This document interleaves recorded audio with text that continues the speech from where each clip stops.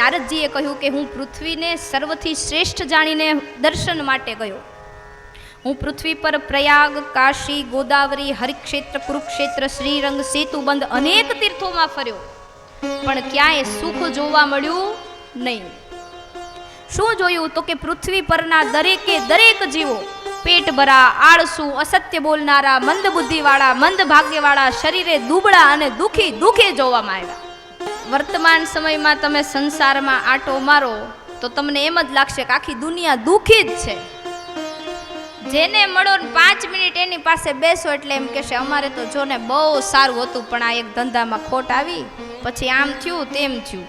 અમારે બહુ સારું હતું, પણ આને બાપા વયા ગયા ને પછી ધંધો ભાંગી પડ્યો. એટલે ટૂંકમાં બધા દુઃખી જ છે, પણ શું કામ? મનથી. જો વિચારે કે ગમે તે થયું એ પરમાત્માની ઈચ્છા, પણ હું મારા લક્ષ્યને નહીં ચૂકું તો બધા સુખી છે.